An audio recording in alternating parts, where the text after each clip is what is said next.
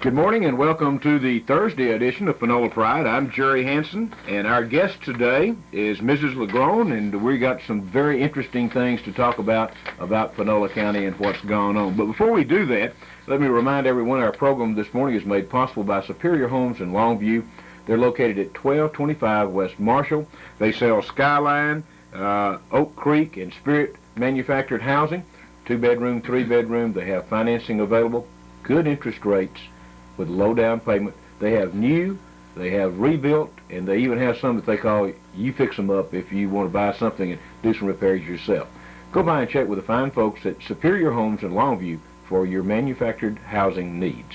Well, we've got that out of the way. Good. Now, I see an announcement that I know that you're excited about, Ms. LaGrone. Yes.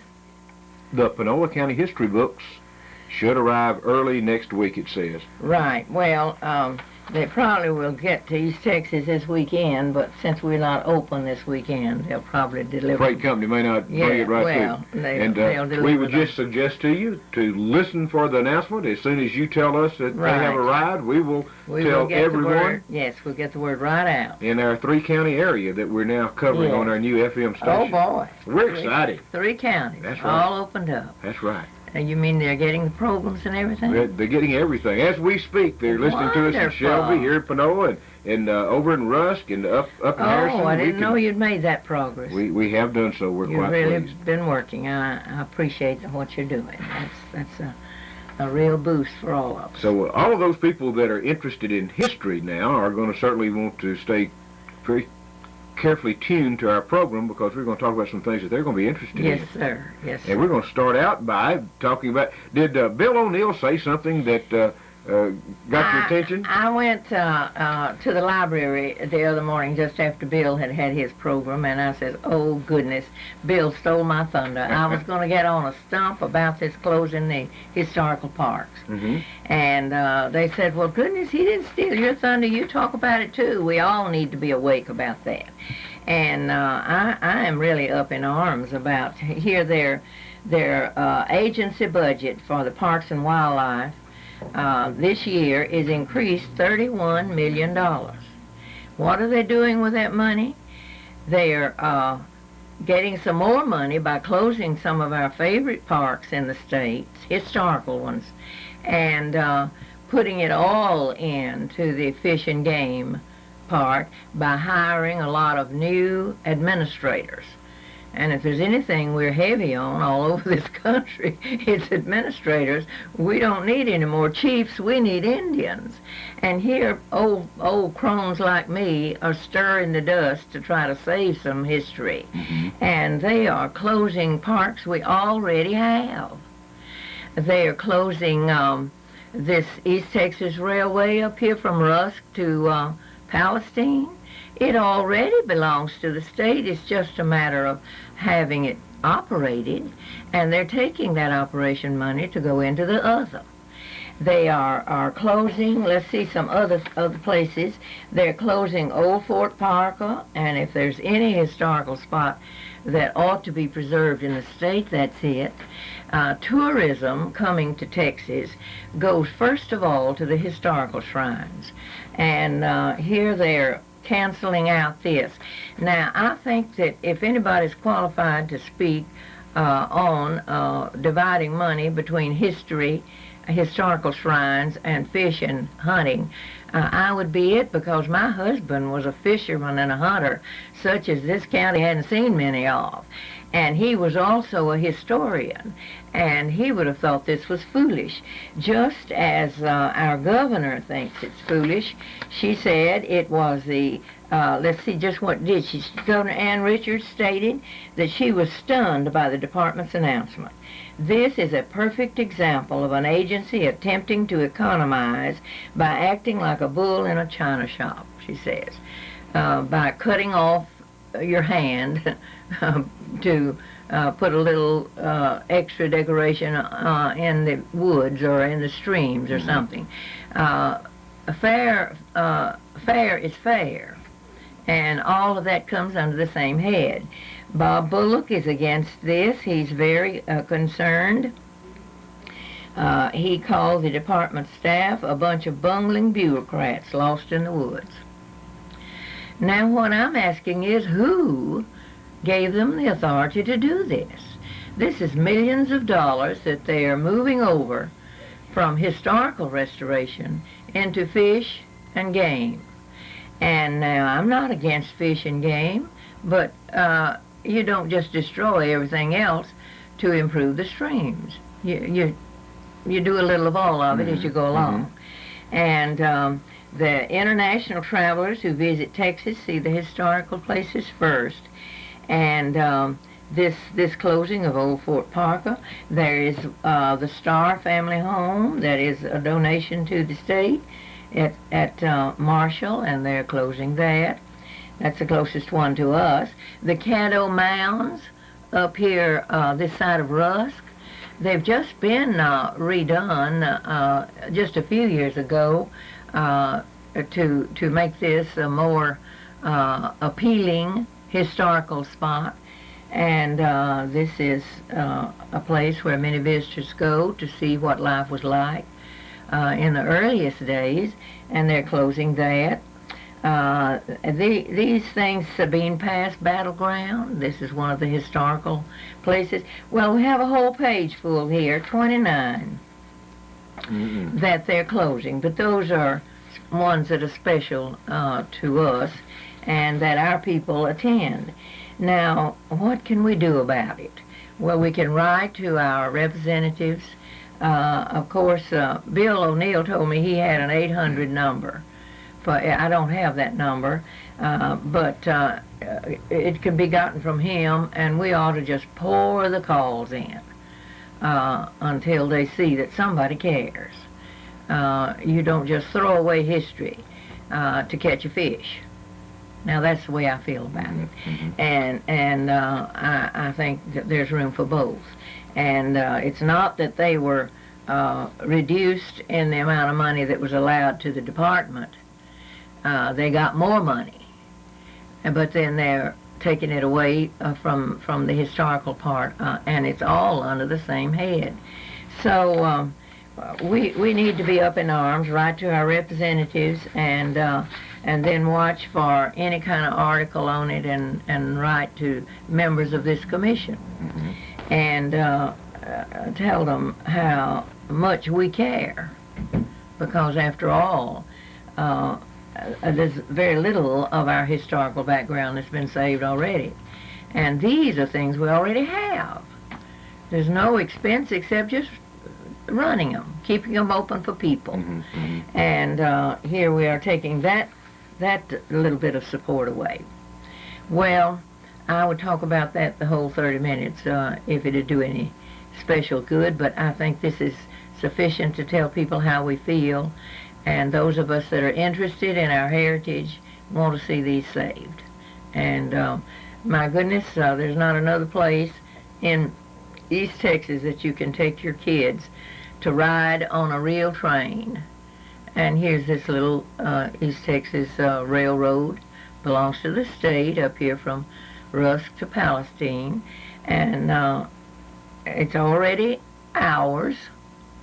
Why close it? Why not go ahead with the operation expense instead of taking it away? Okay, that is my stump for this morning. All right. Now, I wanted us to talk a little bit about something that I meant to do and let the date slip. I meant to do it before last week. Last week was the camp meeting week of the year, the annual one, at Old Bethel Campground at Elysian Fields. Now, that campground is in Panola County, but it's right on that road between Panola and Harrison County. And that is the only campground that is still, religious campground that is still in operation after over 100 years. And they have a tabernacle there, and this is a set date to have a revival every August. And that tabernacle has burned twice in its history, and those people, interested people, have gotten together and rebuilt it to be sure it's there before August. No matter what time of the year it happens, they've rebuilt it. This is sort of like history. It's a little vision of the past. And they have visiting ministers. In the beginning, and I have all kinds of stories about the beginning, but the authority on it is a dear little lady called Mrs. Becknell. She's the granddaughter, and here's her picture, but I don't think they can see it on that. And she is now 98 years old. And I asked her, when I talked with her, how long she had been going, and she said 90. Well, this was 2 years ago when I had my interview with her, and she said then 96 years. They took her as an infant the first year, and she'd never missed a year since going to it. But she might have missed now. She may not be able to be out and in change of temperature. You know, that does affect a person. She's a frail little lady, but she's still excited about the things she remembers about the old campground. And this was one of the typical ones in the rise of camp meetings. And many of our listeners went to camp meetings. And young people have missed that glorious experience because they at Bethel campground, they first had the church there, and this is about 3 miles up that county line road from Elysian Fields proper, and they had the church there first. They organized the church about 1850, I think. That's what they told me. And then in 1880, they built a brush arbor. Now, you don't know a thing about a brush arbor. I remember them well. They had them in all the communities because there was no cooling operation in the churches. And they had this open air revival in the summer. In every church community, they had a brush arbor for the summer, but it was a temporary thing and had to be redone every summer. They'd put permanent poles or posts and then cover it with brush. And there was one at Deadwood. There was one over here as a background to the Pisgah Church.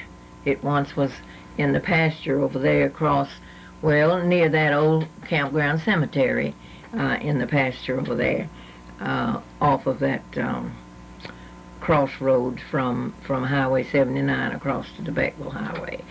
And let's see, there was one back down the other side of well, right on the eastern border of the county, on next to Louisiana. Well, they were in several places that they had summer revivals in a tabernacle made of straw covering. And a few of those then put up permanent tabernacles, and that's what happened at Old Bethel.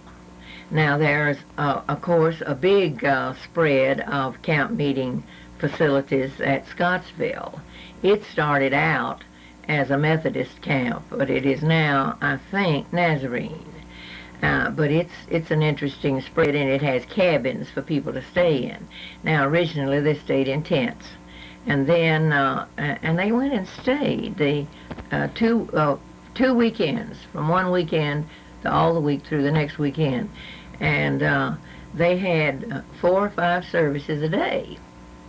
And they went back home, of course, the saintliest people you ever saw. Filled with the Spirit. Yes, filled with the Spirit. And they came from all around.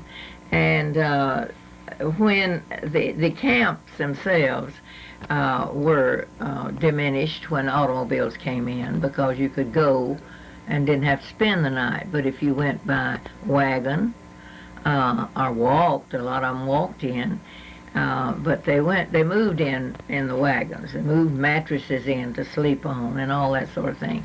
And I really had not realized until I did a little reading last night that their tents were made out of jute feed sacks. and that was a pretty well, a fuzzy kind of thing, I guess. I'd call them toe sacks. And that wasn't much protection from the sun, I guess. But I imagine rain would go through it. But then we didn't have much rain in the summers, and still don't, so I guess that was all right. But anyway, this is another thing that has passed with the passing of time. There are not many of them in operation, and in fact, the only one on Panola County soil, and Old Bethel is on Panola County soil, that still operates annually is the Old Bethel Campground. And when you go into Legion Fields, that county road turns to the left instead of turning to the right. And it's right down that road. And a lot of interesting stories are told about it. Now there they had the third church, and this picture here in this Marshall paper last year, this picture right here was the last church that was built over there, at where that is. They had the church and the tabernacle. See, they made it a permanent tabernacle. And then they decided, just after the turn of the century, somewhere I put the date on it, 1902 maybe, something, they moved the church into Elysian Fields. So the Methodist Church, Bethel Methodist Church, is a brick building, a nice one, in Elysian Fields as you go in from our direction. Now, is Thad Carter the pastor? Thad Carter is the pastor. Okay. Yes, he is. And they want a historical marker, and they need to have one.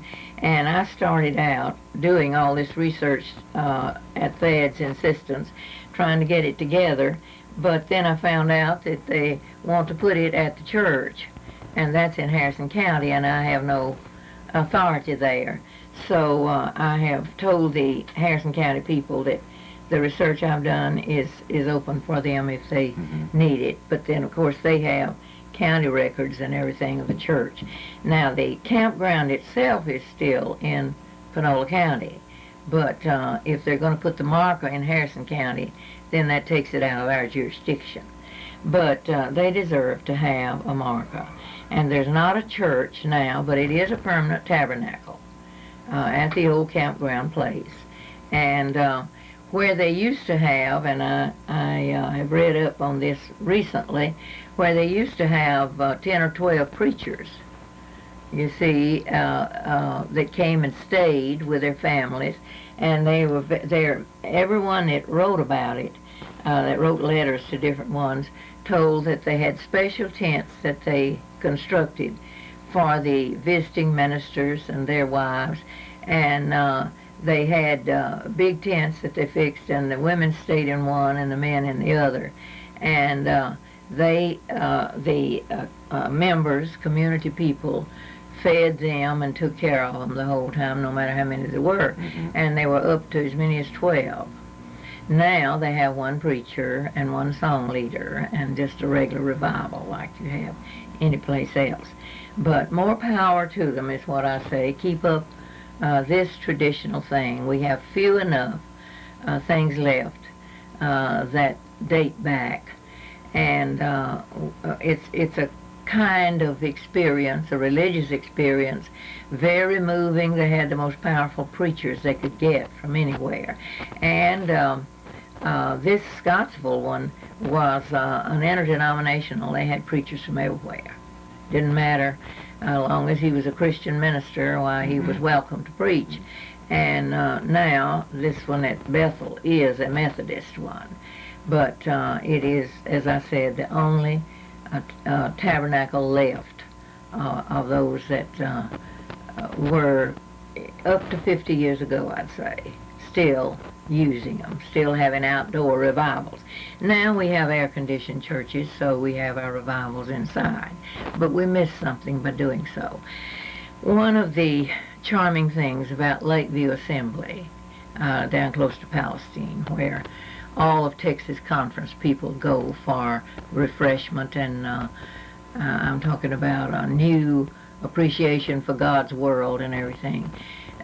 They still have some sessions outside. They have a tabernacle, a permanent tabernacle there.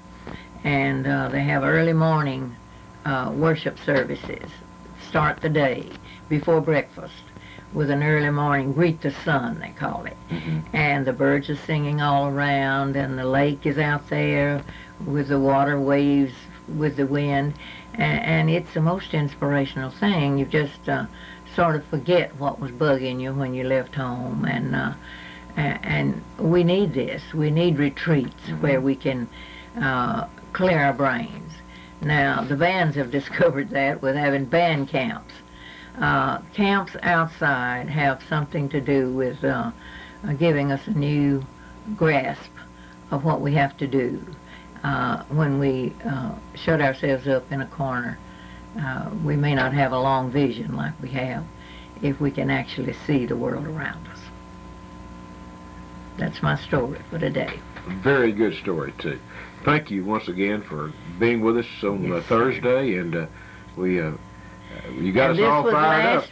This was last week they had their revival, and that's when I should have had this. But I let the date slip over me. It closed last Sunday night. Well, we'll catch it next year. Maybe so. Maybe so. Maybe. And if you need more information on who to write at the Parks and Wildlife Department, I guess that's the group that we need to write to. Yes. If you'll contact us here at the station, we'll try to get that information for you. We'll direct you to Bill O'Neill. He gave you the 800 number. He told me yesterday that he had it, and he wanted to distribute it to everybody that would call him. He hoped that there'd be so many calls that they just give up and say... Well, I tell you what, between you and Bill, if y'all both put your mind to it, it might happen. Well, you know, Bill is president now of East Texas Historical Association. I really did not know He might that. not have told you that. Right. Well, that covers the whole East Texas area. And if he gets that word out to all of his points, that ought to be some help. You could stir the pot, couldn't you? Maybe so. Maybe so. We're going to do our best to try. And reminding everyone that sometime early next week, the Panola County Historical books will be coming in, and if you'll listen to KGAS as soon as they arrive, we will get that word out to you. We just had to tell them to be sure to deliver them when we were open, because we don't want any books It's a lot lost. of weight. Well, it's a lot of weight, too. Yes, and we don't want them parked somewhere else. And they've been, UPS has been parking our mail around different places, and we don't want these books parked somewhere else. They're too bulky to handle. You UPS drivers, take note now. Thank you very kindly. It's always very enjoyable to visit with you each Thursday. Thank We look you. forward to next week as well. Thank you. Reminding everyone to stay tuned tomorrow. The High Sheriff of Panola County will be our guest, and we'll be talking about what has gone on in law enforcement during this past week. Until